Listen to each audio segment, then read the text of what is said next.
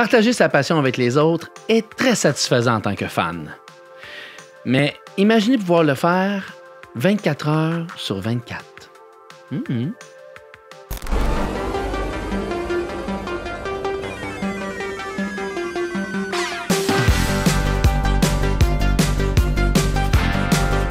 Épisode spécial pour cette dernière.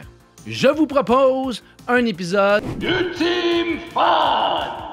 Oui, drette ça, Vader. Mais pour cette fois, on se concentre pas sur une seule personne, mais bien sur le couple le plus connu de la nation geek au Québec, j'ai nommé Jeff et Kim. Ouais, je les aime bien, eux autres. Mais t'es pas le seul, Vader, parce qu'ils sont appréciés de tous. Car leur passion commune les ont poussés à dépasser leurs limites et surtout à faire tomber les préjugés sur la nation geek au Québec.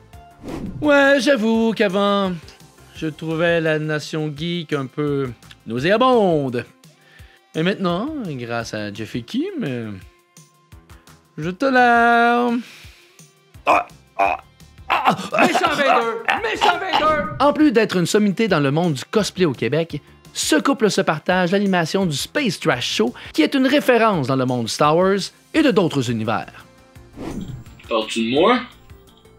Ben écoute, Jason, si tu fais partie de l'actualité geek, ouais, sûrement. Tu me donneras son adresse après le show. Non.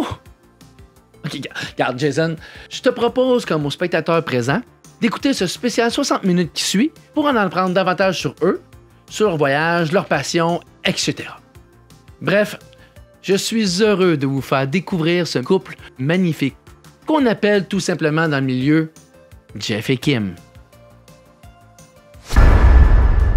Oh non, ça recommence.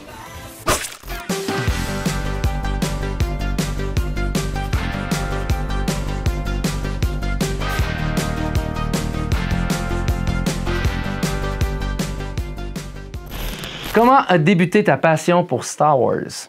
Ma passion pour Star Wars a commencé dans le fond, j'étais jeune, c'est parce que je suis un enfant des années 70, mais faut pas le dire. Ben, je suis né dans les années 70. J'ai eu mes premières figurines, écoute, j'étais tout petit, je pense, c'est peut-être la période de New Hope, mais j'ai pas vu le film New Hope au cinéma. Je l'ai vu, le premier film que j'ai vu au cinéma, ça a été, à l'époque, c'était des programmes doubles au cinéma, puis j'ai vu New Hope et Empire Strikes Back en même temps. Ça devait pas être évident de suivre deux films en même temps. Mon père m'emmenait tout le temps au cinéma quand j'étais jeune. C'est, je pense, un des premiers films que j'ai vu de effets spéciaux, on s'entend. J'étais vraiment éblouie par ça. Je comprenais rien de l'histoire. Mais il faut comprendre aussi, comme kid des années 70, il n'y avait pas une tonne de produits dérivés. Il n'y avait pas une tonne de films qui sortaient non plus. Hein. C'était, tu sais, aujourd'hui, des films de super-héros, t'en as 10, t'as des films de science-fiction qui sortent, t'as quasiment de quoi à tous les 2 semaines, plus des séries télé. Ben, à cette époque-là, ben, t'avais un film, puis faisait du kilométrage pendant 1 an, ce film-là, tu sais, pratiquement. Tu pouvais pas le louer, il n'y avait pas d'argent à faire non plus avec la sortie de DVD, la sortie de VHS ou des trucs de genre. Fait qu'ils maximisaient leur investissement seulement au cinéma. Mais c'est ça, c'est mon père qui m'a initié un peu tout ce qui est cinéma, là, tout ce qui est Hollywood. Ça a commencé comme ça, ma passion. On s'accrochait peut-être plus longtemps. Si je regarde mes enfants, là, on s'accrochait longtemps à des films plus qu'aujourd'hui que c'était un petit peu fast-food. Là. Ils trippent une semaine sur Deadpool, la semaine après c'est X-Men, la semaine après c'est Batman. Fait que je pense qu'on avait le temps de s'imprégner de de ce film-là. T'sais. On a toujours aimé Star Wars, mais on n'en parlait pas. On s'est rencontrés, oui, mais c'est pas quelque chose qu'on a commencé à parler. T'aimes-tu Star Wars? On est tous les deux de la même génération, qu'on avait les mêmes, oui, sans vouloir les mêmes passions, là, mais c'est pas quelque chose, disons, c'était pas un argument de rencontre, là. On est deux tripeux de geek culture, dans le sens qu'elle allait voir les films au cinéma avec son père et ces choses-là. Mais moi, c'est sûr, de mon côté aussi, j'avais ma collection de Star Wars, j'avais vu des jouets quand j'étais plus jeune. Parlant de jouets, comment as-tu débuté à collectionner du Star Wars? J'ai commencé à collectionner avec c'est Kim qui a commencé à m'acheter des figurines Hasbro. J'ai aidé à partir de ces collections. Ça a commencé par une joke, si on veut, là, parce que c'est drôle, là, les figurines qui commençaient à sortir, j'avais commencé à acheter ça. Elle est arrivé avec une tasse de Boba Fett, que j'ai encore, la figurine du Sand Trooper et de Boba Fett, Power of the Force 2, et un modèle accolé de Slave One. Du Slave One parce que je tripe sur ce vaisseau-là avec le Millennium Falcon. Fait qu'elle m'arrive avec ça, puis là, je fais comme, OK, c'est le fun, je suis vraiment heureux. Mais là, il manque Darth Vader, puis il manque Luke, puis il manque l'Empereur. Fait que finalement, ça a déboulé. C'est pas dans le but de commencer une collection, mais oui, ça en a fait une finalement. Je me suis considéré collectionneur peut-être à la fin des années 90, dans le sens que j'avais plus de stock de Star Wars que la moyenne des ours. Tu sais, le côté Hasbro, le Power of the Force 2, années 90.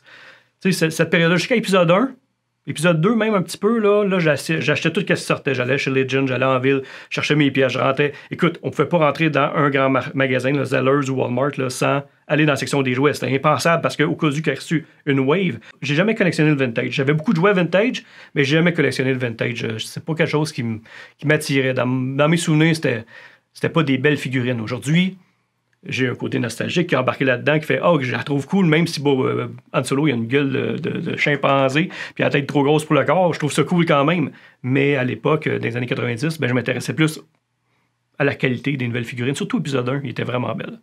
Puis pourquoi tu as décidé de tout vendre? J'ai tout vendu ma collection pour plusieurs raisons. Premièrement, je me suis rendu compte que mes enfants aussi voulaient avoir des figurines. Ils achetaient, ils en voulaient pour Noël. Fait que je me ramassais avec la même figurine qui était dans mes tablettes.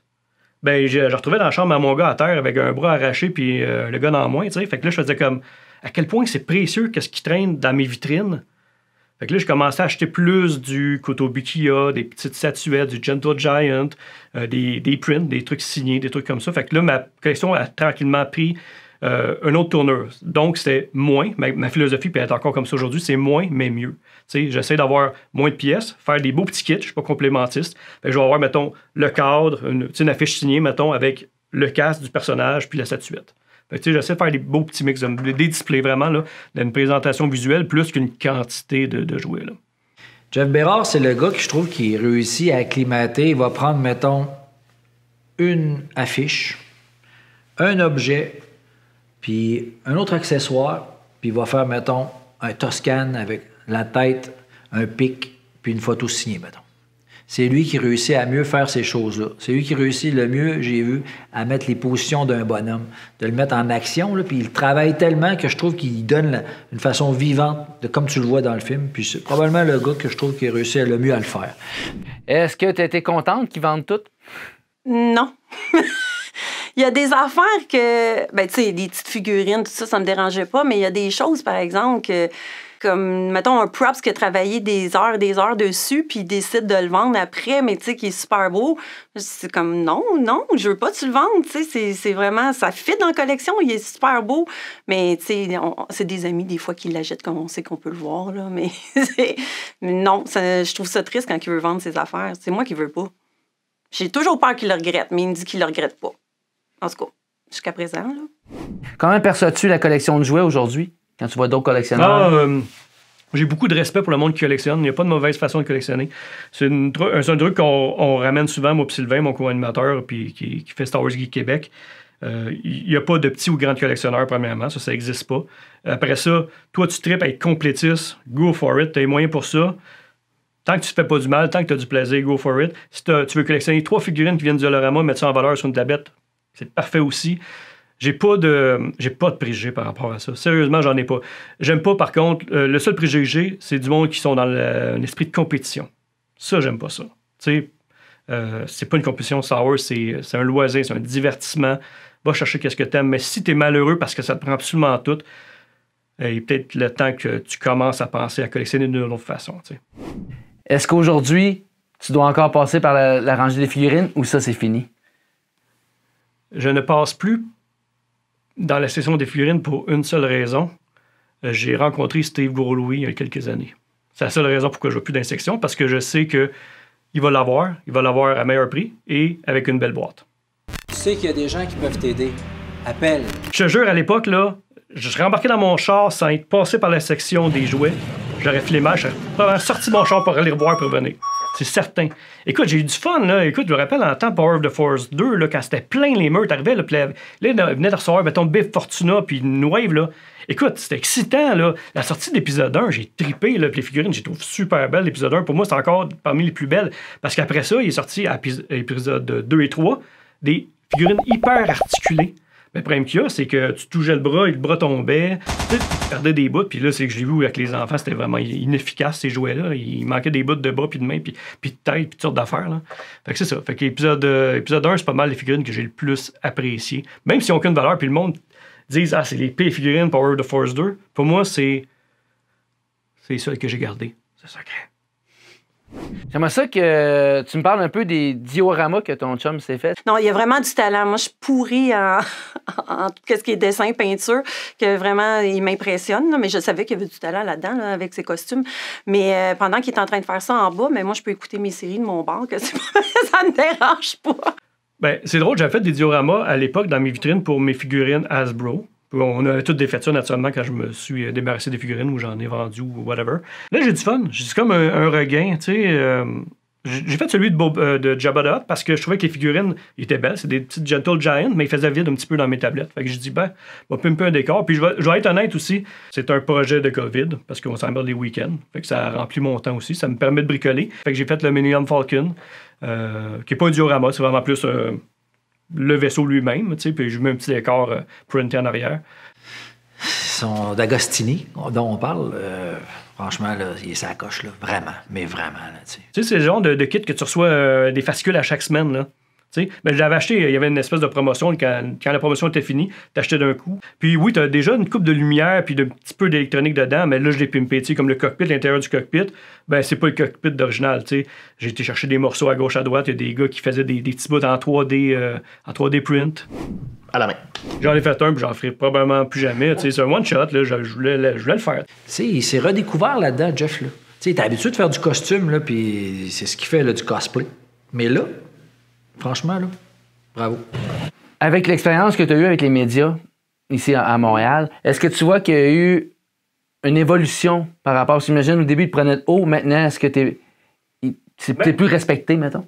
Oui, c'est certainement un meilleur respect de ça, de la culture populaire, se rendre compte que ça pomme aussi. Là. C'est sûr qu'ils m'appellent dans des moments clés, mettons May the Fourth là, ou une sortie de Star Wars. Le reste de l'année, t'existes à peu près pas. T'sais.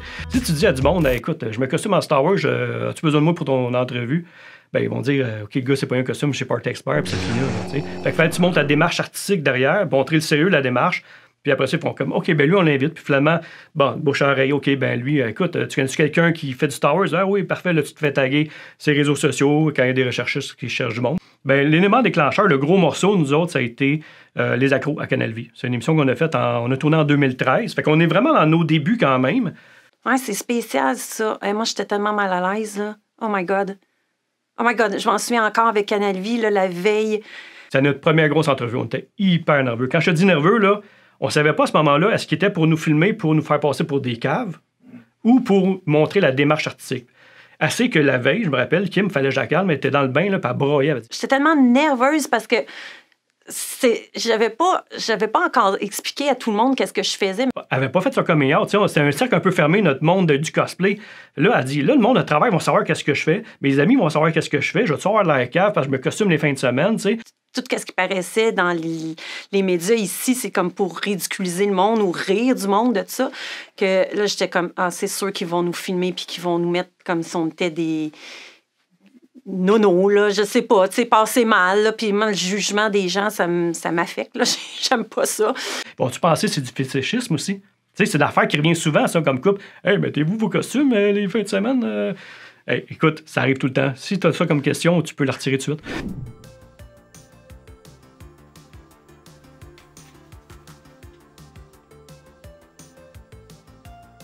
Que j'ai dit, ils vont nous juger gros comme le bras, puis je veux pas, puis oh my God, je pleurais. Mais finalement, non, puis je suis contente de l'avoir fait, honnêtement, là. Je suis vraiment contente. Puis ça, c'est encore une autre affaire. Ça, c'est quand je suis vraiment sortie du garde-robe, là. C'était intense. Fait que c'est ça. Fait que ça a été un gros hit, dans le sens que le monde a fait « Hey, moi aussi, j'ai une vie normale, puis je tripe sur Star Wars, puis maintenant, je suis plus gêné d'en parler parce que je vous ai vu. » Si le monde, c'est ça, il t'a remercié d'en parler, puis qu'il se retrouvait, puis s'il était content. Je peux m'associer à vous. Vous avez une famille, vous avez des jobs, une vie normale, entre guillemets, là, tu sais, et vous tripez sur Star Wars, puis vous vous donnez le droit.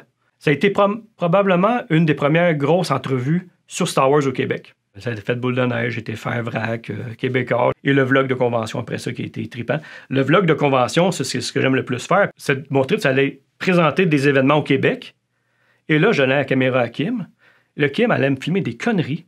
Là, je fais comme, non, mais t'as pas arrêté la caméra depuis 1 heure, Kim. Qu'est-ce que t'as filmé? Ça fait 1 heure, tu filmes. Arrête-la de temps en temps, tu sais. J'ai pris la cam, puis je suis partie, puis let's go, on filme un peu tout, là.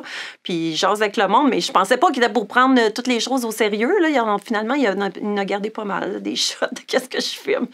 Après ça, je regardais ça, puis écoute, c'était de l'art. Carrément, là, écoute, elle est puissante. Moi, je suis gêné, moi, je suis timide, je ne vais pas beaucoup vers les gens. Des fois, le monde me dit hey, Jeff, il est bête, ou je pensais plus friendly que ça. C'est parce que Kim, tu donnes une caméra dans les mains de vlog, là, puis elle te sort des affaires. Seigneur, on fait pas d'entrevue sérieuse, là, on dit n'importe quoi, mais c'est ça qui est drôle. C'est ça qui est le fun. c'est drôle. Là, elle va voir tout le monde. Elle rentre dans le kiosque, puis hey, Jean, bah. Puis là, elle parle avec les personnes. Rentre dans l'Ecto One, rentre dans le char de Back to the Future, elle filme dedans, puis moi, je ferais comme, est-ce que je peux. Tu sais, je demanderais la permission, puis est-ce que moi, je veux pas déranger entre un line-up. OK, c'est pas mal poli, là. Elle le fait de façon très, très polie, mais juste que. Elle a le guts de sortir la cam, puis de déconner, puis mettre la cam dans la face de la personne, puis hey, puis là, elle déconne, puis elle se promène. C'est étourdissant. J'ai rasé, vomi 2 ou 3 fois en faisant le montage, mais c'est hyper divertissant.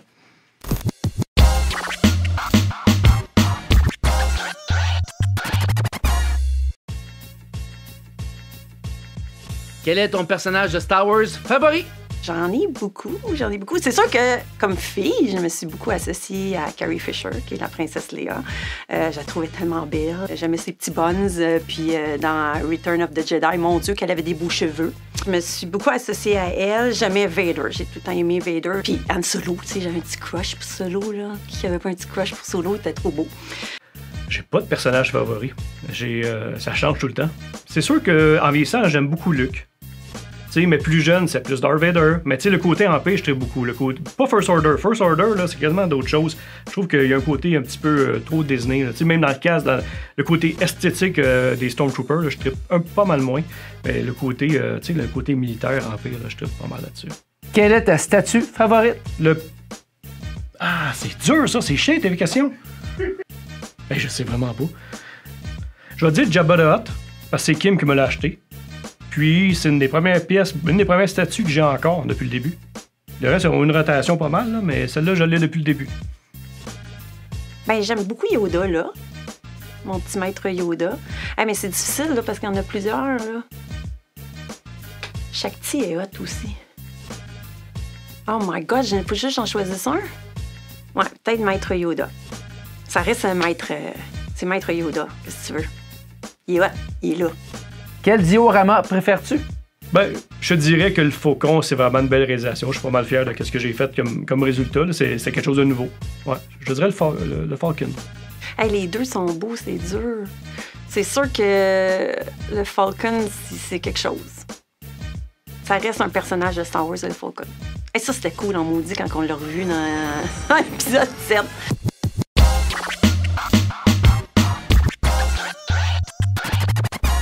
Qu'est-ce que tu aimes le plus dans le cosplay? Bon, c'est la fabrication, définitivement. Moi, c'est la fabrication. Je me repose, hein. Je suis quelqu'un d'un petit peu hyperactif entre les deux oreilles. Puis c'est le temps que là, je mets de la musique dans l'atelier, je ferme la porte, je mets la musique trop fort, puis là, je cosse sur mes costumes. Ça me repose. C'est le côté relaxant, je pense, qui m'allume le plus. Ben, c'est que c'est plus moi. C'est quand on se costume, on est comme le personnage, puis c'est plus Kim Martineau. Là. Notre passion de coupe a pris une autre tournure quand on est arrivé dans le monde du cosplay. C'est-à-dire, j'ai fait un premier costume, je le porte à l'Halloween, c'était un Shadow Stormtrooper à l'époque, puis on a du fun à le mettre pour des événements spéciaux. Kim, elle se fait faire un petit costume d'officier, bien simple pour m'accompagner, parce que c'est elle qui m'aide à m'habiller. Puis on s'en va à Fan Expo à Toronto. C'est notre première expérience de gros événements geek. On arrive là-bas, puis on fait comme tabarouette, c'est trippant, il y a du monde comme nous autres qui triment sur plein de thématiques. On se fait prendre en photo non-stop. Fait que t'as une espèce de petit moment glamour. Tu fais comme tabarouette, c'est ça, OK, écoute, ça doit être ça, d'être une vedette, tabarouette, tu te fais prendre en photo non-stop avec ton costume. Naturellement, il s'intéresse pas à Jeff, il s'intéresse au costume que tu portes. C'est aussi la convention en tant que telle, rencontrer le monde, prendre les photos, c'est vraiment cool. Quels sont les costumes que tu possèdes? J'ai beaucoup de costumes, j'en ai vendu beaucoup aussi. Il m'envoie des photos, j'ai ça à vendre. Là, moi, je vois son Jawa, puis là, Chris, son Mendo, il s'en départissait, tu sais. Franchement, j'ai dit, faut pas que ça parte, là, cette pièce-là, tu sais, faut pas que ça devienne un inconnu qu'on connaît pas dans la gang. Fait que moi, je m'en suis fait le devoir de le récupérer parce que je trouve vraiment... C'est un beau mélange du Mendo, mais, tu sais, à ce moment-là, le Mendo, on connaissait pas, là, ou presque pas, mais c'est vraiment le helmet l'inspiration du premier helmet de Ralph McQuarrie de Boba Fett, tu sais. C'est le costume, tu sais, là, que le jetpack est tombé quand vous êtes venu au premier tournage. Là. Il est en réparation présentement, le jetpack, justement. Il est parti chez un de mes amis. Là. M'excuse! J'en ai plusieurs. Il y en a que j'ai plus, malheureusement. J'avais un Mando. J'ai deux modèles différents de mon officier de Juno Eclipse, le classique du jeu vidéo, puis c'est vraiment celui comme dans les films. J'ai la Secura, j'avais un Léa aussi dans le temps à l'époque. Qu'est-ce que j'ai aussi? J'ai le Shore Trooper qui est pas mal dans mes favoris. Stormtrooper, X-Wing Pilot, TIE Fighter, Snow Trooper, Rebelle, ceux de Kashyyyk, pas Kashyyyk, Scarif, excuse-moi. Et j'en oublie. J'ai eu Death Star Gunner, des officiers. J'ai d'autres costumes, mais c'est pas Star Wars. J'ai d'autres costumes différents. J'ai mon Catwoman 66, là, vraiment de l'époque. Que ça, c'était toute la recherche de matériaux, des tissus, parce que dans le temps, le spandex n'existait pas. Que là, c'est vraiment un tissu shiny, pareil là, comme dans le film, avec toutes les pinces un peu partout pour qu'il soit vraiment moulé au corps. Le collier, tout ça, là, c'était de la main de la recherche. Les loups dans Fifth Element. Ah ben oui, c'est vrai, j'ai mon Harley Quinn. J'ai Harley Quinn aussi. Ouais, ça fait pas mal le tour. Qu'est-ce qui est le plus difficile dans la conception d'un costume cosplay? Le plus difficile dans la conception de costume, c'est la recherche. C'est vraiment de trouver les bons éléments, les bons matériaux, parce que c'est certain qu'aujourd'hui, je vois beaucoup de monde qui font des trucs en 3D print. Tu sais que c'est quand même une solution facile. Je pense qu'il y en a un qui va être content de t'entendre dire ça, mon Jeff. Ça n'a pas été fait en 3D. C'est souvent beau de loin, mais c'est loin d'être beau. Tu sais, quand on regarde de près les détails, on voit souvent les petites lignes sur 3D print. Ça m'allume pas tellement. Dans ma démarche de costume, c'est vraiment de trouver les pièces qui ont été utilisées pour le film. Donc, si un costume a été fait à l'époque en ABS, même si je peux le trouver en résine aujourd'hui ou en 3D print, moi, c'est de trouver quelqu'un qui le fait en ABS. Donc, je veux une exactitude des matériaux. Quand je fabrique un costume, je peux passer sur, mettons, 1 an de travail, je vais passer quasiment 6 mois à faire ma recherche. Donc, le lightsaber, le fameux lightsaber qui a passé entre les mains de Anakin, Luke et Rey. OK, bon, ça, c'est le prop. C'est vraiment une belle pièce authentique, mais tu sais, un beau display surtout, là, puis il s'ouvre en plus. C'est le genre de truc avec le petit cristal, tout le kit. Bien, à l'origine, cet objet-là, c'était un flash photo, un flash photo des années 40. Donc, c'est le Graflex ici. Donc, c'est vraiment la même chose. La seule chose qu'ils ont rajouté, c'est la poignée pour que l'acteur puisse tenir de quoi. C'est des wipers d'auto, dans le fond. C'est des wipers de char qu'ils ont pris à l'époque. Fait qu'ils ont retiré ça, puis ça a été le premier lightsaber de Star Wars. Ça.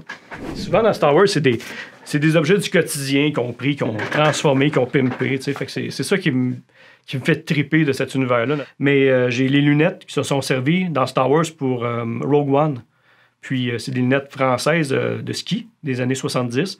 Puis, ça se vend naturellement. Dès qu'ils ont su c'était quoi le modèle, ben, ça se vend des centaines de dollars là, sur eBay et ces choses-là. Mais j'ai trouvé une dame aux États-Unis qui vendait ça 10$ US parce qu'elle ne savait pas qu'est-ce qu'elle avait entre les mains. Puis là, elle a dit ouais, je sais pas au Canada, mais tu sais, ça te coûterait peut-être un 15$ de shipping, je t'envoie ça. Là, tu sais, c'est. Ben, let's go. Let's go, votre pays, qu'on va 15$ de shipping. T'sais. Fait que les lunettes que j'ai, c'est vraiment les lunettes qu'a d'en face les Rebelles et Jyn Erso pour le film. T'sais. Fait que c'est des genres de petits trucs que j'aime. Là, c'est la recherche, c'est là-dedans que je vais l'aider le plus. Pas pour la confection, mais pour le porter après, oui. Peux-tu me parler de l'expérience du body painting? C'est vraiment long. C'est vraiment long. Ça prend la bonne peinture aussi parce qu'on a essayé plein de sortes différentes pour que ça reste. Il y en a qui font à un moment donné, on dirait qu'ils disparaissent avec la chaleur de ton corps. Là. C'est parce que c'est un costume que juste la peinture est vraiment chère. Il est vraiment dur à porter. Puis on se prend très tôt le matin aussi pour me faire la peinture et tout ça. Il faut que je sois dans le mood de vouloir le porter. Là. Disons que c'est un costume pas facile. Mais en général, à chaque fois que je l'ai mis, là, j'étais contente là, quand même. Mais après, il faut se laver, il faut l'enlever. C'est ça l'affaire. Il faut trouver une place pour l'enlever. Mais c'est pas grave, je l'aime quand même. Est-ce que tu pourrais m'expliquer un peu l'histoire en arrière du Shore Trooper? Le Shore Trooper, c'est une belle histoire parce que on est à Londres, on est à Celebration London, puis c'est la première fois qu'ils présentent les costumes de Rogue One. Le seul qu'on avait vu, c'était le Death Trooper sur des images promo. Okay? Fait que là, on a les costumes des rebelles, on a le Shore Trooper qui est là, puis je fais OK, check ça, celui-là, il est vraiment cool parce qu'on dirait un mix de Stormtrooper mélangé avec un Scout. Là, je tripais, tu sais, les couleurs, ça fait différent. On n'a jamais vu des couleurs comme ça dans Star Wars. Fait que j'ai eu un gros coup de cœur. Sauf que tout le line-up que j'avais fait pour me rendre là, ben, j'étais avec un gars. Puis là, j'ai dit, hey, t'es carrément costume, je tripe là-dessus. Puis, tu sais, on se rajoute sur Facebook, tu sais, c'est une communauté Star Wars. Puis lui, il vient de Los Angeles, tu sais. Puis il me recontacte 2-3 semaines après qu'on soit revenu. Puis il me dit, je t'en ai pas parlé, mais c'est moi qui ai le mandat pour faire les costumes pour la tapis rouge de la sortie du film à Los Angeles. Je fais comme, OK, shit. Il dit, j'ai une dizaine de costumes à fabriquer. Ça se pourrait peut-être que je puisse t'en pondre un 11e. T'embarquerais dessus, tu sais. Je fais que, c'est sûr et certain. Fait que oui, j'embarque. Fait que là, il me rajoute dans une espèce de groupe Facebook fermé. Là, on est comme une douzaine là-dedans. Avec le props maker du film de Rogue One. Puis quand il me disait, mettons, OK, ben les bottes et souliers, ça vient de tel surplus d'armée ou telle boutique à Londres, ben, tu sais, au moins, j'ai le vrai morceau, là. Tu sais, on était avec l'équipe du tournage du film, tu sais. Fait que c'est trippant. Fait que ce costume-là, je le considère plus que un cosplay. Je le considère vraiment comme une réplique de costume de film. Fait que c'est pas mal la pièce que je suis le plus fier. Pour ceux qui ne connaissent pas l'émission, peux-tu m'expliquer qu'est-ce que le Space Trash Show?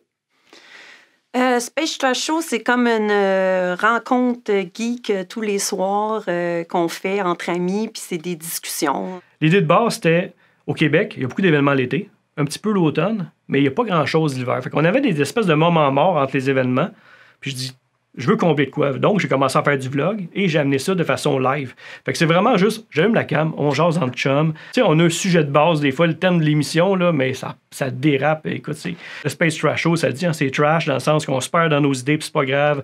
Vraiment, on parle de tout puis de rien, on donne nos opinions. Tu vas voir Sylvain qui va tout le temps comme ramener mon chum un peu, mon chum qui va chialer, moi qui va être découragé à côté.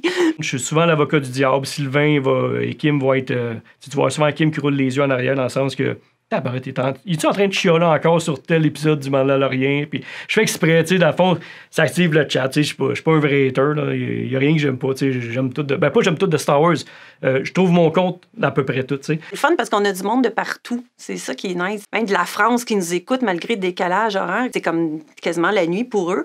Mais ils nous écoutent, sont là. C'est vraiment le fun. On fait des belles rencontres sur Twitch. Est-ce que vous parlez juste de Star Wars ou vous parlez aussi de d'autres univers geeks? On parle surtout de Star Wars. Je sais, par contre, je suis conscient que ma communauté est axée Star Wars. Donc, si je parle d'autres thématiques, c'est sûr que l'intérêt est un petit peu moins là. Le monde s'attend à avoir un petit peu de Star Wars au moins dans chaque Space Trash Show.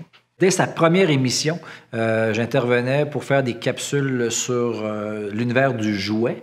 Fait que oui, je les écoute, mais aussi j'y participe, puis j'ai bien du plaisir à participer parce que, tu sais, Jeff, c'est un gars qui a aimé le jouet, mais qui est rendu ailleurs. Fait que souvent, je leur challenge un peu avec ça. Fait que oui, mais j'aime bien ça, son Space Trash Show. J'en ai jamais manqué un, j'adorais ça. Il y en a même que j'ai écouté plus qu'une fois, dont celui avec Malgus dedans. Si je travaille dans mon bureau, je me le mets en background, ça c'est sûr et certain. J'aime ça, les points qui amènent les invités aussi, bien entendu, tu sais, la diversité des opinions, diversité des gens. Fait que ouais, c'est très cool. Comment tu prépares une émission? Je n'ai pas de préparation de mes émissions. Carrément. Écoute, j'ai des points de forme des fois, je me garde parce que je ne veux pas me perdre dans mes idées. J'ai des points de forme, mais il n'y a pas de recherche. Je me prépare pas. Je me prépare pas vraiment. C'est vraiment un show de chum, tu sais. C'est comme si je ferais un Skype avec toi et on jase, tu sais. C'est carrément ça, Space Trash. Lui, il va aller placer ses choses pendant que moi, tu sais, que je finis, mettons, les lunchs, le souper, tout ça. Puis par la suite, ben c'est ça, on commence le show. Mais moi, je m'installe à la dernière minute, là. Il n'y a pas de préparation avec moi. Même des fois, il est fâché parce qu'il n'a pas eu le temps de placer son éclairage. J'arrive comme dernière minute, là. Tu sais, c'est une émission très, très improvisée. On joue beaucoup sur l'improvisation. Je sais qu'à l'émission, il y a 2 autres intervenants avec vous qui reviennent souvent. Est-ce que tu pourrais me parler un peu de chacun d'eux? Ben oui. J'ai Sylvain puis Fanny. Sylvain qui est plus, tu sais, on dit que t'as le verre à moitié plein, dans le sens que c'est un Star Wars optimiste. Là. Lui, il va trouver de quoi de bon dans à peu près tout. Ça serait pas un show sans Sylvain, là. C'est vraiment... il y a tout le temps des choses à raconter, puis il est vraiment dedans, là. Puis quand il va nous parler, que ce soit ses livres, ses BD ou sa collection ou comment sa barge, moi, ça me fait rire. On ne traite pas sur Star Wars pour les mêmes raisons. Fait que, tu sais, ça fait en sorte que des fois, ben moi, je vais partir sur mon idée qui est assez préconçue, puis lui va dire, non, Jeff, regarde, vois ça d'une façon différente, là, tu sais. Peut-être que ceux qui trippent dans la littérature, ben ils ont vu ça de façon différente, puis ça m'amène à une autre vision, puis souvent, tu sais, ça donne un bon show, mais aussi, ça fait en sorte que ça ouvre mes horizons. Puis ça donne, tu sais, ça fait peut-être lui aussi réaliser que, ouais, finalement, c'était peut-être pas si hot que ça que j'ai vu dans tel épisode ou dans quel film, là, tu sais. Sylvain, je l'aime, là, c'est vraiment le fun qu'il soit là. Fanny, c'est nouveau, mais tu sais, c'est l'autre fille, que c'est vraiment cool qu'il y ait une autre fille dans le show. À force de m'impliquer avec Star Wars Geek Québec, qui est venu avant, puis de connaître de plus en plus Jeff et Kim et Sylvain d'ailleurs, une année, il m'a proposé avec la page de Batman Geek Québec de participer à une émission par rapport à Batman. Puis là, j'étais comme, hey, je capotais, là, tu sais, je suis leur fan numéro 1. Et elle va s'occuper, elle, plus du côté gestion de communauté. Elle est très, très impliquée dans les communautés. Batman Geek Québec, Star Wars Geek Québec. Tu sais, elle va s'occuper du... quand t'appelles ça, la modération de ces groupes-là. Fait qu'elle est habituée à connaître beaucoup le monde, tu sais, la communauté, puis elle est bien aimée tout le monde. Tu sais, c'est quelqu'un un petit peu comme Kim qui est très enthousiaste, qui a tant de bonne humeur. Là, je suis un peu devenue, on peut dire, une collaboratrice, et j'en fais de temps en temps. Quand ça a le rapport, surtout aussi à Star Wars Geek Québec, c'est des choses intéressantes qui se sont parlées sur le groupe, ou des sorties, puis c'est ça, pour parler de ce côté-là, dans le fond. C'est ça mon implication, je dirais. Puis souvent, elle va venir ici, il y a de quoi de Batman. Justement, si on sort, parce que j'ai pas d'autres thématiques que j'aime beaucoup plus que Star Wars, mais Batman, je dirais, dans les super-héros, c'est pas mal mon préféré, fait que je laisse un petit peu de place par rapport à ça, là. Ce serait quoi la plus grande qualité d'animateur de ton chum? Ça revient souvent, c'est le fun, c'est qu'il va impliquer tout le monde. Il est vraiment rassembleur. Quand il a fait son 12 heures pour le TDA, là, le Space Trash Show, c'est le fun, c'est qu'il a impliqué plein de monde différents, d'autres Twitchers qui ont parlé du TDA puis d'autres choses, entre autres. Mais c'est ça qui est le fun, c'est qu'il est rassembleur puis il est capable d'intégrer beaucoup de monde. Ça serait quoi ta plus grande qualité à toi?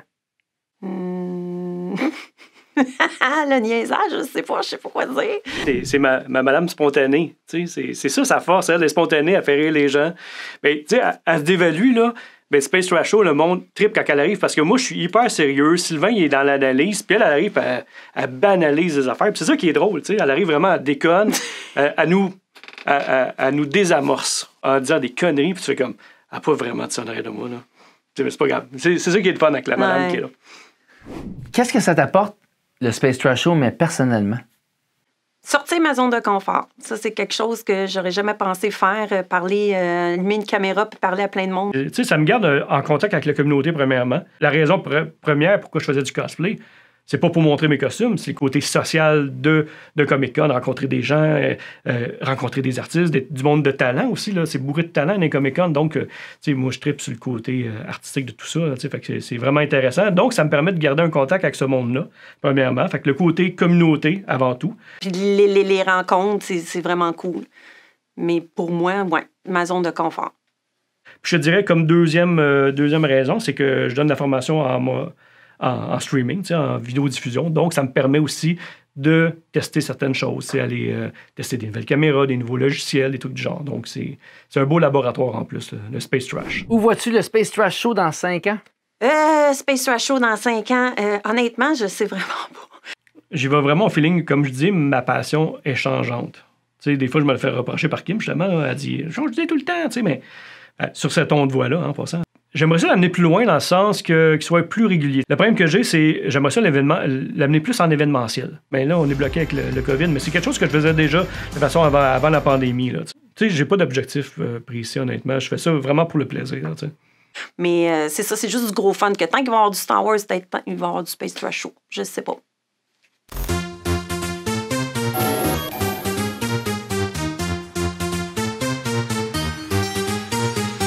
Vous êtes prêts pour le Geek Tour? On va commencer avec madame ici. Hey, ça, c'est nos films. Ma petite section de films d'horreur. La moitié, c'est des films d'horreur, tu sais. Ici, j'ai mon atelier. Là, c'est naturellement un atelier. Pour que ce soit un vrai atelier, pour que ce soit un petit peu en désordre, là. Fait que c'est ça. Fait que c'est un petit peu le bordel ici. C'est ici que je viens faire mes costumes, mes props, ces choses-là. J'ai pas de garage, malheureusement, donc je me suis fait un petit coin dans le fond du sol. On a beaucoup de costumes qui traînent là-dedans, dans des bacs, genre. Donc des trucs comme ça, des lécus. Puis après ça, de l'autre côté, ben, on a la pièce Star Wars. J'ai une coupe de livres ici, mais je suis pas un collectionneur de livres vraiment. J'ai une collection de vinyles, mais pas de livres. Ça, c'est ma pièce principale. Dans le fond, c'est mon bureau. C'est un petit salon en même temps. On regarde nos films ici dans le sous-sol, là, un petit coin tranquille. Mais c'est ça. Fait que j'ai des pièces de collection, mais c'est pas surchargé non plus. T'sais. On a une section Ralph McQuarrie, là, tout ce qui est Star Wars Concept. Puis j'ai même une petite affiche signée par Ralph en arrière. Ça, c'est un casque que j'ai fait une couple d'années. Après ici, ben Yoda. Maître Yoda. Kim, elle aime donc son Yoda, tu sais. Ça sent ma grand-mère, la chanson. Voyons donc, ma grand-mère. C'est fin, elle va être contente. Hey, c'est Antonia! OK. Ici, section hot. J'ai pas une tonne d'affaires, hein. On voit que c'est quand même très très simple. Donc j'ai mon costume de Snowtrooper avec une coupe de petits trucs. Les statuettes en haut de Tauntaun sont signées par Phil Tippett, celui qui faisait le stop motion dans les films des années 80.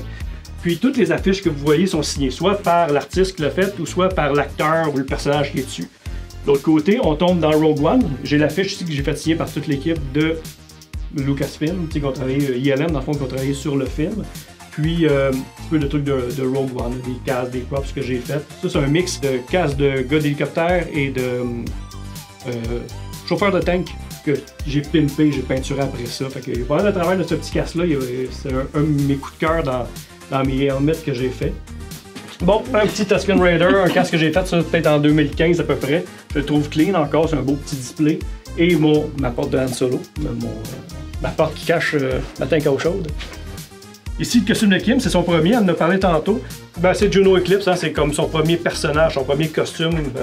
On a une affection particulière. J'ai vendu pas mal de stock avec le temps, mais celui-là, on le garde par principe parce que c'est vrai que si un week-end, un Comic-Con n'avait pas son Juno Eclipse, il y a du monde qui va le reprocher, tu sais. Puis on a même une petite figurine de Juno Eclipse, de Kim en Juno Eclipse ici. It's you!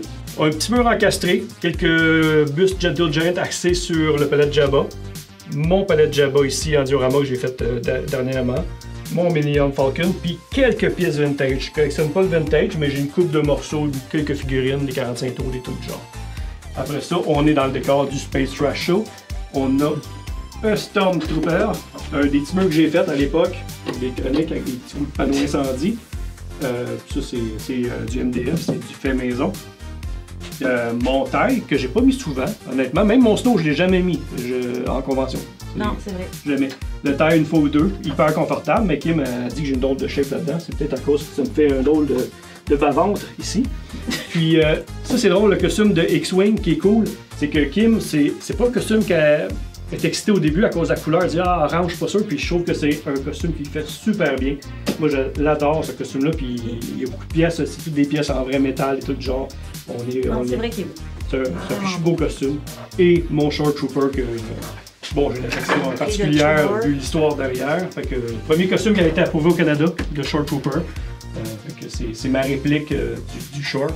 Après ça, là-dedans, on a quelques figurines, Sideshow, Gentle Giant, des props, une coupe de cash j'ai fait. Mais sans plus. Il reste vraiment plus grand-chose au niveau des statues. Mais les pièces qu'on a, je les aime beaucoup. C'est des belles pièces, je trouve. Je les apprécie beaucoup. Hey, c'est qu'est-ce qui fait le tour de notre environnement Star Wars, puis on se revoit prochainement sur Space Trash Show.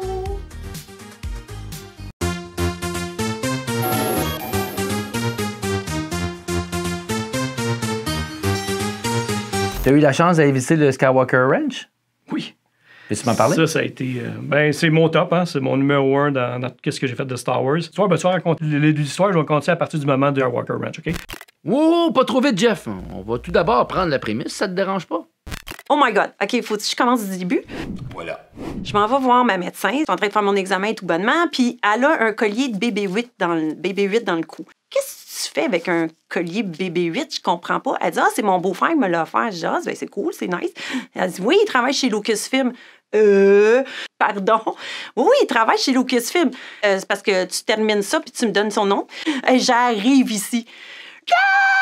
Puis on l'a retrouvé sur Facebook, puis tranquillement, ben, tu sais, on a commencé à parler, puis c'est là que ça s'est déboulé, l'histoire du ranch. Le monde qui travaille chez Lucasfilm, souvent sont low profile, parce que les fans de Star Wars, si s'affichent, mettons, hey, je travaille chez Lucasfilm, là, oublie ça, ils ont 12 000 requests, friend requests, puis ils sont très, très low profile. Puis j'ai un de mes amis qui est là, et à chaque fois qu'un film se termine, je sais qu'il travaille sur les effets spéciaux, très, très haut placé dans les effets spéciaux chez Lucasfilm. J'envoie un thumbs up. Puis il m'envoie un thumbs up. Hey, bon job pour Force Awakens. Bon job pour Rogue One. Puis là, il arrive un film qui s'appelle The Last Jedi. The Last Jedi, là. Et il me contacte, puis j'envoie mon thumbs up encore. Hey, beau travail, visuellement, c'est trippant.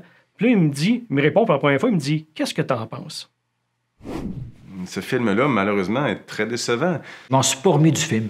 Fait qu'il dit, tu peux être honnête, parce que même ici, on a des débats ici, même avec le staff, sur l'histoire du film, tu sais. Fait que je fais comme, OK. Fait que là, je réponds de façon honnête, tu sais, ça c'était bon, ça c'était moins bon. Et on termine la conversation, puis il me dit, En passant, ça tente de venir faire un tour, t'es le bienvenu anytime, hein? Là, je fais comme, what? Écoute, je pense que ça n'a pas été trop long. Là. On a bouclé ça tout de suite, on est parti là-bas. Quand t'arrives là, c'est vraiment comme, on dirait un genre d'école Poudlard, là. Tu sais, c'est beau, là. C'est vraiment beau. Puis il y a plein de pavillons différents. Mais quand t'arrives au pavillon comme de Lucas, là, t'as la statue de Yoda qui est comme une petite fontaine. C'est Maître Yoda. C'est là. J'ai pris plein de photos. C'était long, là, la visite. Là. Il y avait plein d'affaires. C'est vraiment cool. Ben, on a vu les E.T. aussi, le petit E.T. avec son cœur qui bat, puis tout ça, vraiment le vrai props du film, il était là. On a vu tout ce qui était Ghostbusters aussi, Slimer. Slimer était là en vrai, le robot était là de Slimer. Puis le genre de peinture là, du méchant, là, je connais pas trop, je m'en souviens plus. Attends un peu, peut-être que Pascal le sait, lui. Ouais, peut-être pas. C'était nos limites, là. Même des fois, on est rentré dans la salle, il disait, il faut que j'aille parler à quelqu'un, je pars 2 minutes. Fait que là, on était tous les deux seuls chez Lucasfilm, dans la salle. On rentre, on regarde les murs. Il y a un tableau blanc avec plein de croquis. Là, on se fait pogner par là-bas. Hey, sortez de là, c'est les croquis pour le nouveau Avenger. Puis je fais, oh, OK, tu sais, comme fuck. C'est vraiment cool. C'est plein de petites affaires de même, là. À chaque fois qu'on se promenait, il y avait tout le temps de quoi de nouveau. T'as une espèce de salle où ils testent, dans le fond, leurs films, tous les effets spéciaux, ces choses-là. Le son est impeccable. Les divans, c'est juste malade, là. Et là, t'es assis dans la salle et t'as Kathleen Kennedy qui fait une présentation. Et là, t'as tous les effets spéciaux des films. Si t'aimes le cinéma, puis geek, c'est vraiment une place à aller. Puis là, après ça, le monde sont invités à partir. Mais là, moi, je viens pour partir. Hey, c'était cool, vraiment. T'sais, merci pour l'invitation. Il dit non, tu passes la journée ici, toi, là. On a parti, on a fait tous les bureaux. On a rencontré le staff, le monde travaille ses films. Écoute, ça a été trippant. On a dîné avec le staff, avec la gang de ILM, là, dans la cafétéria. On faisait le line-up avec eux autres. Puis là, des anecdotes sur Lucas. Puis, hey, ça, à part ça, c'est John Knoll. Puis là, j'avais traîné mon affiche de Rogue One. Toute l'équipe de Rogue One qui a travaillé sur le film me l'ont signé. Fait que j'ai vraiment trippé. Puis on termine ça en disant, écoute, Jeff, il dit, j'ai été voir la sécurité. Puis exceptionnellement, on pourrait peut-être aller dîner demain au Skywalker Ranch. Oui, on était là, nous. Je peux me vanter de ça. Pars là-bas, c'est loin, puis tout ça, puis là, t'arrives à la gate, la fameuse gate, tu dois laisser ton passeport, faut que tu laisses tes affaires, tu peux voir une caméra, c'est hyper checké. Puis là, on arrive au ranch, puis on est laissé à nous-mêmes dans le ranch. Je peux aller me promener à la grandeur de la bâtisse, j'ai aucune restriction, et c'est d'une beauté. C'était tellement beau, là. Tout est riche, tout est de belle qualité, tu sais, des boiseries, des beaux tapis. Puis là, on est dans la cuisine, il y a du staff qui arrive, des cuisiniers, puis on mange, je pense que mon meilleur repas, j'ai mangé à Californie. Juste la bibliothèque, c'était des genres de vitraux partout, c'était immense, il y avait plein de livres. Il y a encore une bibliothécaire physiquement qui est là, tout seul, il n'y a même pas d'ordinateur, là. C'est comme, qu'est-ce qu'elle fait là de ces journées, tu sais? D'après moi, ils sont inspirés ça pour la madame, la bibliothécaire dans The Clone Wars. There is more knowledge here than anywhere else in the galaxy. Puis il y avait plein de petites photos de petits chats un peu partout dans la bibliothèque. Je sais quoi le rapport. C'était tous des petits cadres, là, comme, tu sais, mis comme ça, là, tu sais, avec des photos de petits chats dedans, là, un peu partout. Je parlais pas beaucoup, tu sais, puis elle dit, t'es-tu correct, tu sais, t'as pas l'air affilé, tu sais. Puis là, je dis, non, c'est rien que parce que je trippe, là, tu sais, je reconnais ce salon-là où il y a eu l'entrevue, mettons, pour les making-of des DVD, puis je reconnais cette salle-là, c'est la salle de conférence qui faisait les croquis pour telle affaire. Ça, c'est le coin de Lucas Game. Mais c'est cool. Même les petites toilettes. Petite toilette, là, que Lucas a dû aller à la petite toilette. On a la petite tapisserie avec les petites fleurs. En tout cas, là, je dis vague, là, mais c'est nice. Au ranch, il n'y avait pas grand props. Le seul props qu'il y avait, c'est du Indiana Jones. Toutes les, tu sais, le Crystal Skull, tu sais, toutes les props d'Indiana Jones étaient là dans une vitrine. Vraiment, dans le ranch, le seul props que j'ai vu, c'est un A-Wing dans une vitrine, puis un Hat, une miniature. Mais tu sais, je me demande si ça a servi pour le film vraiment ou pas. C'est plus dans des archives, hein, c'est serré dans des boîtes numérotées. C'est vraiment rendu très, très checké. Laisse pas se traîner à gauche, à droite. Là. Et on a trippé raide. Fait qu'on a eu droit à une photo devant la bâtisse. C'est à peu près tout. Mais Kim a filmé un petit peu avec son sel dehors. Là, avait une caméra cachée. Oui, tout ça à cause d'un collier puis un examen gynécologique. C'est le fun, hein? Vous avez fait plusieurs Comic-Con aussi. Des Celebrations, oui. Ben, Comic-Con, j'ai compte plus. J'ai même fait un Trooper Burnout, on peut dire. Là. C'est porter ton costume trop souvent, tu sais, genre 30 événements dans l'année. Je me suis brûlé, je me suis comment écœuré. Les Celebrations, par contre, ça, on les a faites. On a fait Londres, Anaheim, en Californie, la Floride, Chicago. Tu sais, on a fait une coupe. Oh mon Dieu. Que par où commencer Celebration? Tout est le fun.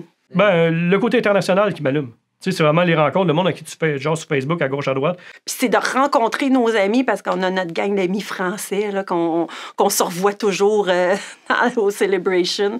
Tes rencontres en vrai, les parties au travers de ça, les produits exclusifs, hein, tu rencontres des artistes aussi, tu fais signer des art.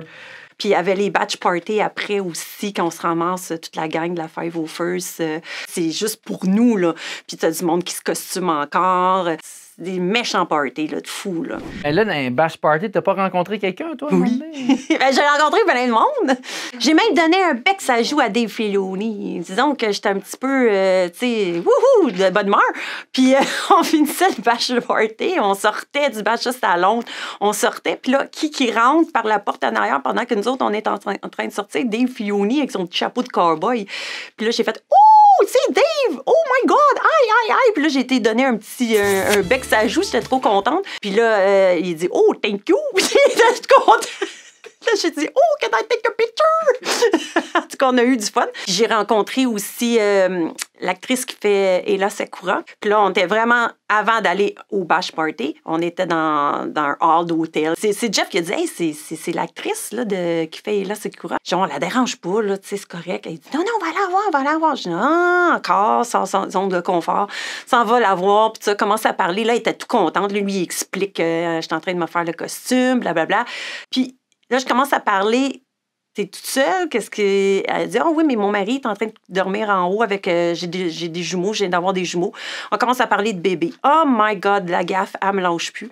Elle parle. Mais là, moi, je vois le temps avancer, puis il faut aller au bâche, on va être en retard. Mais moi, je suis super contente d'y parler, mais là, c'est parce qu'à un moment donné, il faut que ça finisse. Puis, elle était super fine, pauvre elle. Mais là, moi, je suis comme en français, à Jeff, puis je suis comme en français. OK, là, on change de je suis en train de manquer le party, là. C'est comme Dizzy, là, vont s'en aller. Pauvre elle! En tout cas, elle était super énervée. Puis le lendemain, quand on l'a revue à la convention, elle m'a reconnue, elle est sortie en arrière de sa table. Aïe, aïe, aïe! Elle recommence. Oh my God! Elle est bien fine. Elle est bien fine. La seule chose, je te dirais, là, ça en fait 4 d'affilée qu'on fait. Ça devient un petit peu répétitif. Je te dirais qu'avant l'arrivée de Disney, il y avait de quoi de très, très convivial. Tu arrivais, mettons, dans la section des artistes, des guests. Ben, je pouvais aller. Si, mettons, il n'y avait pas de monde en line-up pour Ray Park, je pouvais aller mettre en ligne. Aller jaser avec, hey, beau travail pour le film, tu viens-tu à Montréal à un moment donné, puis tout ça, puis tu repars. À cette heure, depuis Disney, là, puis c'est top, ce qu'ils gèrent, c'est qu'il faut t'acheter ton autographe avant sur Internet. Là, tu arrives à la section des autographes, où tu montes ta preuve d'achat pour rentrer dans la section des autographes. Fait que si tu n'as pas acheté d'autographe, tu peux rencontrer aucun artiste. Fait que ça devient un petit peu, le côté commercial a pris beaucoup de place, qu'est-ce qui me déçoit un peu. Ben, j'avais dit à Kim, regarde, on va en skipper un ou deux le temps qu'ils renouvellent un petit peu l'événement, parce que c'est un petit peu jour la marmotte. Tu as fait une association avec Phil Laprise pour Expo Galaxy. Est-ce que tu peux m'en parler un peu plus? C'est quoi, au juste? Tu sais, à un moment donné, tu collectionnes, tu fais du stream, tu as une communauté, tu rencontres du monde, tu as des objets intéressants, tu veux montrer. Tu sais, t'as tout ça, tu fais comme, OK, qu'est-ce que je fais avec tout ça? Je garde ça dans mon sol pour moi ou j'ai envie de le partager. Tu sais. Fait que là, j'ai décidé de contacter à un moment donné la ville de Blainville. Et je leur ai offert, il y avait une place dans la bibliothèque, il y avait un petit raccoin, tu pouvais amener une collection de poupées, n'importe quoi. Je dis, hey, je pourrais amener une coupe d'articles de Star Wars, ça peut être intéressant, je vais vous envoyer des photos. Ils disent, ben, ouais, on va te mettre ça à la liste. Puis là, j'envoie mes photos, puis ils me font, non. Oublie ça, là. Oublie ça, notre petite section. On veut que tu amènes ça dans notre galerie d'art, tu sais. On recule, là, il y a vraiment plusieurs années, là. C'est comme la première édition de 4, tu sais. Fait que j'étais avec mon chum Richard Fortin qui tripe sur Batman. Parce que j'ai pas assez de costumes pour remplir une salle, on s'entend, là. Fait que lui, il y avait le côté Batman, moi, le côté Star Wars. Fait qu'on a fait 3 expositions de même, mais que de plus en plus, la section Star Wars prenait de la place. Donc, c'est devenu tranquillement seulement l'Expo Galaxy axée sur Star Wars. Vu le TDA, vu mon intérêt pour la cause, parce que je suis TDA, parce que mes enfants sont TDA, on a tout un background familial par rapport à ça, et c'est plein de belles qualités. Les TDA, on est très, très créatifs. Ben, j'ai contacté Philippe Laprise, qui avait sa fondation, et on a eu un crush tous les deux. Là. On a une super belle relation. Fait que lui a trippé sur ce que je faisais. La communication était super bonne. Fait qu'on a commencé à faire l'exposition pour la fondation Philippe Laprise. Donc, l'exposition était gratuite. C'est un avantage contrairement aux autres événements parce que, veut pas, un Comic-Con ou un événement de genre, c'est quand même assez dispendieux en famille, puis c'est pas toutes les familles qui ont les moyens d'amener leur famille. Fait qu'on avait une espèce de version mini avec des beaux costumes. C'est vraiment axé sur l'art de Star Wars plus que sur le côté cosplay et ces choses-là. On a commencé à faire ça. Ça a été un super beau succès. Écoute, en 2 après-midi, on a eu 4000 visiteurs à la dernière édition. C'est quand même beaucoup de monde. Le monde a été généreux, donc beaucoup de donations pour la Fondation Philippe Laprise. Je te dirais, l'Expo Galaxy, c'est pas mal dans mon top 5 de mes belles réalisations. Je pense que ça a été c'est quelque chose que je me fais encore beaucoup parler. Là.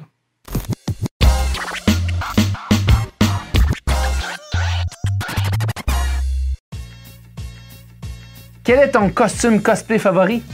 Bon, le Short Trooper pour l'anecdote en arrière, puis le côté réplique. Je pense que c'est mon plus précis. Tu sais, il est simple, là, il est pas compliqué, mais ça reste peut-être mon Juno Eclipse parce que c'est comme mon premier, là. C'est mon bébé, là. Le monde m'associe un peu à elle aussi. Peut-être le fait que j'y ressemble un peu. Mais c'est tough, parce que j'aime beaucoup Aayla Secura aussi, mais ils sont pas mal égales. Mais ça reste... Juno Eclipse, ça reste mon bébé, là. C'est mon premier. Ce serait quoi ton saint graal de costume de cosplay que tu aimerais avoir? J'aurais 2 options. Boba Fett. Mais tu sais, un vrai Boba Fett, là, celui... tu sais, vraiment sa grosse coche, un Boba Fett. Mais c'est con, c'est dispendieux, Boba Fett. Il y a tellement d'accessoires, de petits trucs, là. C'est un costume assez dispendieux. C'est pour ça qu'on n'en voit pas tant que ça. Sinon, j'aurais peut-être envie, comme prochain projet, là, ça serait tout ce qui est droïde. Un petit peu comme Stéphane Beaulieu, là. Embarqué dans le côté électronique, tu sais, un gun droid, mettons, là, tu sais. Ouais. Un des costumes que j'aimerais avoir, peut-être, mais pas nécessairement pour le porter, peut-être en display, parce qu'il est vraiment sa coche, puis je sais qu'il coûte très cher, c'est le Bosch que Léa fait. Il y a celui-là. J'aimais aussi dans Rogue One le genre de contrôleur aérien quand elle va pour aller voler les plans de l'Empire, là, peut-être celui-là que je trouvais vraiment hot aussi. Ça serait peut-être 2 costumes qu'éventuellement, peut-être pour... Mais c'est parce que c'est trouver l'emplacement, là. On n'a pas vraiment de place ici, mais le Bosch, surtout, lui, je l'aime beaucoup. Qu'est-ce que tu aimes le plus dans le Space Trash Show? Écoute, en toute honnêteté, c'est de le voir à quel point, des fois, Jeff, il est grognon aussi. Il est grognon sur l'univers de Star Wars. Puis j'aime ça parce que, tu sais, quelque part, ça prend des points de vue différents. Puis, tu sais, t'as Kim qui est là, qui amène ça d'une façon plus légère. Ouais, mais je pense que c'est son petit côté grognon que j'aime bien. Le côté relax, on va dire. Tu sais, c'est vraiment une jasette entre amis passionnés. C'est même que je le vois. C'est pas tout cadré non plus. Puis même que des fois, c'est même pas prévu. Il va juste allumer la cam, puis hey, j'ai envie de jaser de ça, ou il fait du crafting. Fait que moi, c'est ça que j'aimais. C'était comme friendly, tu sais. Diversité d'opinions. Mettons, tu as Sylvain Morancy qui est là, il lit beaucoup, il connaît les univers étendus, des choses que je connais pas. Moi, il parle d'affaires, puis, OK, ça, j'aime bien ça là-dessus. Jeff va parler plus de l'aspect cinématographique, comment ils ont amené telle affaire. Fait que quand les gens m'amènent ça en écoutant, moi ça me convient en masse.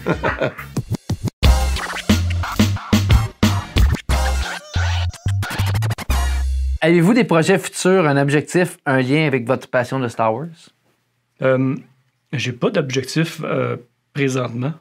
Bien, c'est sûr que les voyager encore, s'il y a d'autres conventions ailleurs ou des... Tu sais, on aimerait beaucoup aller en Europe, là. On était à Londres, mais on aimerait beaucoup aller à France aussi. Je sais que QC, là, qui font une convention là-bas. Ça, on en parle souvent, qu'on aimerait, mais que ça reprenne. Je te dirais que je suis dans une passe de... Une espèce de pause. Je te dirais que le COVID m'a fait du bien. Ça m'a fait du bien de prendre une pause obligée des conventions parce que je suis certain que même si je dis « je vais prendre un petit break des conventions », j'en ai fait beaucoup dans les dernières années, il arrive le samedi, c'est certain que j'aurais été au moins une journée là, à chaque fois. Là, je te dirais que cette pause-là de pandémie m'a fait du bien de dire « là, genre, mec, j'y retourne, c'est parce que ça me tente vraiment. » Fait que j'ai hâte de retourner faire du vlog, surtout. Ça, c'est quelque chose que je m'ennuie. Partir avec ma caméra puis montrer, faire connaître cette passion-là à un public qui est peut-être un peu moins initié. Fait que ça, c'est vraiment peut-être encore mon objectif qui va revenir, qui est tout le temps là, qui est là depuis le début. Hein. C'est mon premier objectif de faire connaître, que ce soit par mes expos, que ce soit par les vlogs, que ce soit par le Space Trash Show. Des fois, j'ai du monde qui disent « Hey, je connais rien à Star Wars, ça m'intéresse pas, mais depuis que vous en parlez, je m'y intéresse. » C'est un commentaire qui revient souvent des non-fans ou du monde qui tripe sur d'autres thématiques. T'sais. Ils pensaient pas que c'est un univers aussi riche que ça. C'est pas mal plus que juste des films. T'sais. On l'a compris, ça fait longtemps. C'est une communauté. T'sais. Crois-tu que cette passion commune vous a soudé encore plus en tant que couple? Oui, vraiment. Définitivement, oui, ça a été une passion commune dans le sens que, tu sais, ça faisait des activités aussi en famille, des sorties, tu sais, à un moment donné, c'est le fun de faire des barbecues dans le fond de la cour, là, mais tu sais, de créer des liens comme ça, d'aller faire des activités, de se costumer. Tu sais, Kim a fabriqué, moi, la fabrication, elle est plus dans le porté, fait que, tu sais, de faire des trucs, de dire, ben là, j'ai envie de travailler sur tel costume. Parfait, on embarque là-dedans, on embarque dans ce projet-là. Tu sais, nous, on a les mêmes passions, on a les mêmes goûts que, tu sais, moi, s'il me dit, je pars pour un voyage Star Wars, c'est sûr que je dirais pas non, là. Puis les conventions ou un film ou peu importe, que c'est notre quotidien, que c'est sûr que ça doit aider, là, dans le couple. Sinon, ça fait longtemps qu'on serait pas ensemble. Ils vont bien ensemble, sont fins. C'est des gens qui sont faciles. Même si des fois, ça a l'air... Jeff, il n'y a pas de l'air facile d'approche, mais il est facile d'approche. Un coup qu'il t'a connu, puis il sait quitter, il n'y a pas de problème. Il va agir bien normalement avec toi. Puis c'est ce qui est fun. Kim, elle, c'est une petite boule de jouet. C'est tout. Là. C'est juste drôle. Mais oui, des bons amis. Ben, j'aime vraiment leur passion. C'est très visible. Toujours le fun de débattre avec eux autres. J'interviens souvent sur le chat. Jeff commence à me connaître, fait que il prend le temps de me répondre. J'ai le privilège de quand même les côtoyer. Puis, tu sais, Kim, ça a été ma capitaine de mon équipe pendant 2 ans au Kaya Challenge. C'est des gens super, tu sais, c'est des gens qui sont simples. Ça m'impressionne toujours de voir à quel point ils sont ensemble depuis le secondaire et de voir à quel point ils ont traversé, tu sais, les époques de la vie, mais que les deux trippent sur Star Wars. Tu sais, ça prend toujours un équilibre dans un couple, mais que les deux trippent sur Star Wars puis sont encore ensemble. Mais je trouve ça honorable, franchement. Là. Tu sais, quand ça fait longtemps que tu es en couple, à un moment donné, il peut se créer une espèce d'habitude, une routine, c'est ça. Puis dans ce cas-là, ben, ça fait en sorte qu'on est sorti de notre routine, sorti de nos zones de confort. C'est quelque chose que je fais souvent avec Kim. Tu sais, on fait prendre des premières entrevues médias, puis voyons, on va avoir de l'air fou, des trucs comme ça. Puis là, non, parfait, on sort de notre zone de confort. Regarde, on s'en va à San Francisco. Regarde, on s'en va à Londres. Ben, tu sais, aussi, ça nous permet de voyager, cette passion-là. Fait que c'est ça. Fait que c'est un 2 pour 1 à chaque fois quand on se promène. Puis ça fait des belles sorties de couple. Nos enfants nous reprochent des fois. Tu sais, ils vont nous dire... oh, c'est pas juste, nous autres, on y va pas, tout ça. Ben, on a besoin de ça. Tu sais, je pense que c'est cette balance-là, des moments pour soi, des moments de couple, des moments en famille, tu sais. C'est ça.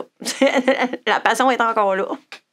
En quelques mots, peux-tu me décrire ta passion pour Star Wars? C'est ça, c'est un tout. C'est l'univers, c'est l'ambiance, c'est les piou-piou, les lightsabers, saber. Ah, Christy, ça m'a amené tellement plus loin que ce que j'étais avant. Écoute, j'avais jamais parlé devant une caméra avant. Écoute, je suis en prévention incendie, j'ai fait un virage 180, aller en médias, en gestion de communauté, en web, en réseau, en streaming. J'aurais-tu pensé en temps faire une exposition? J'aurais-tu pensé aller visiter des effets spéciaux, fabriquer des costumes? Tu sais, le premier costume j'ai fabriqué, il est resté 1 an dans le boîte à dire je suis jamais capable de faire ça, là. J'ai pas de mode d'instruction, c'est pas un mode à la coller, c'est pas un Lego, tu sais, il faut que je gosse là-dessus, puis je l'ai fait. Après un premier, tu fais comme, oh, un deuxième, quoi, ça me tente. Ah, Kim, ça te tente-tu? Ben oui, écoute, ça me tente. Je suis tanné de te regarder de t'habiller puis attendre que la journée passe, tu sais. Fait que je pense que ça m'a amené beaucoup à ce niveau-là, socialement aussi. Socialement, c'est sûr, j'ai fait des super rencontres. Tu sais, mes grands chums aujourd'hui, c'est sûr, j'ai mes grands chums d'enfance, là, 2-3 chums d'enfance, mais mes amis du quotidien maintenant, c'est du monde de Star Wars, puis on parle pas de Star Wars. Quand je rencontre Malgus, je rencontre Sylvain, je rencontre Steve, Jeff Beaupré, c'est du monde à qui je parle de n'importe quoi sauf de Star Wars, des fois. C'est sûr qu'on a tout le temps un petit moment, là, mais... Les robots, les droïdes, puis à chaque fois, ça me jette à terre, comme le dernier Star Wars, ça va rester Rogue One. Je veux dire, c'est un film qui m'a vraiment... Je retrouvais mon Star Wars, malgré qu'on voit pas vraiment de Jedi dans ce film-là. Mais c'est le côté empire autour, la fin. Ma passion pour Star Wars, en un mot, ce serait le mot créativité. Je pense que ça a développé beaucoup mon côté artistique, mon intérêt vers plusieurs médias, d'aller un petit peu plus loin dans chacune de mes démarches. Fait que je pense que le mot créativité, c'est, oui, communauté, là, mais le mot créativité, je pense qu'il est encore plus présent. La fin, revoir Vader dans son pouvoir badass, comme moi je l'ai vécu quand comme dans mes yeux d'enfant, je le voyais. Mais tu sais, on l'avait jamais vu, sa vraie puissance. Là, on le voit dans Rogue One, la fin. C'est comme, wow! Encore aujourd'hui, je le regarde, j'ai les yeux dans l'eau. Mais c'est pas une référence, là, mais je veux dire, c'est comme, ça m'émeut. Moi, ça, je veux en revoir encore. J'en veux encore du Star Wars comme ça. C'est pas compliqué. Ah oui, ouvrez les gates. Tu sais, je pense qu'une partie de notre succès, c'est qu'on le fait sans prétention. Tu sais, on a du fun. C'est ça.